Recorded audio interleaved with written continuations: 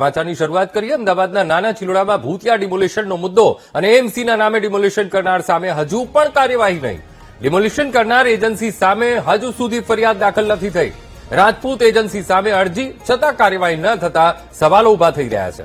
એએમસીએ કોઈ ફરિયાદ ન નોંધાવતા અનેક સવાલ ઉઠ્યા છે. એજન્સી સામે પોલીસ ફરિયાદ ન નોંધતી હોવાનો આરોપ થઈ રહ્યો છે. રાજપૂત એજન્સી સામે ફરિયાદ દાખલ કેમ નથી થઈ રહી, કેમ પોલીસ ફરિયાદ નોંધતી નથી, આ સવાલો અહીંયા ઉભા થઈ રહ્યા છે. કારણ કે આ એ એજન્સી છે કે જેણે ભૂતિયા ડિમોલિશન કર્યું છે. નાના ચિલોડામાં ભૂતિયા ડિમોલિશનનો આ મુદ્દો અને હજુ સુધી કોઈ ફરિયાદ નથી થઈ. કોઈ ફરિયાદ ન થતા અનેક સવાલો પણ ઉભા થઈ રહ્યા છે. તો એએમસીના નામે ડિમોલિશન કરનાર સામે હજુ પણ કોઈ નક્કર કાર્યવાહી નથી કરવામાં આવી. ચહેરા સામે આવી ગયા છે તે છતાં પણ કોઈ ફરિયાદ ન થતા અનેક સવાલો ઉભા થઈ રહ્યા છે. તમે કોર્પોરેશને તોડ્યું ને? હા, કોર્પોરેશને તોડ્યું. બરાબર, કોર્પોરેશને તોડ્યું ને એવું કઈ તોડ્યું? મારી વાત હમણાં, મારી હોટલ હતી તમને ખબર છે ને? અંદર સામાન હતો ખબર છે ને તમને? અડધી અમે આયા ત્યાં તૂટેલી હતી. અડધો સામાન પડ્યો તો ખબર છે ને તમને?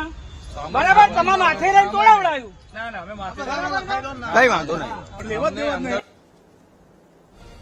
આજ મુદ્દે સંવાદદાતા દીપક ફોનલાઈન પર જોડાઈ ગયા છે. દીપક, નાના ચિલોડામાં ભૂતિયા ડિમોલિશનનો મુદ્દો અને હજુ પણ કોઈ કાર્યવાહી નથી થઈ. જે એજન્સીએ આ બાંધકામને તોડ્યું છે, ડિમોલિશન કર્યું છે, તેની સામે પણ કોઈ ફરિયાદ નહીં. શા માટે દીપક? જે પ્રકારે કોર્પોરેશનનું નામ વટાવી અને ડિમોલિશન કરી દેવામાં આવ્યું, મહાનગરપાલિકાનું જે એસ્ટેટ વિભાગ છે તેમના દ્વારા નરોડા પોલીસ સ્ટેશનની અંદર અરજી પણ આપવામાં આવી. નામજોગ અરજી આપવામાં આવી છે કે જે રાજપૂત સિક્યુરિટી એજન્સી ઠલતેજ ખાતેની છે કે જેમના દ્વારા કોર્પોરેશનના નામે 3 દુકાનો તોડી પાડવામાં આવી છે. તેમ છતાં પણ નરોડા પોલીસ છે કે જેના દ્વારા હજુ સુધી કોઈ પણ પ્રકારની ફરિયાદ નથી નોંધવામાં આવી.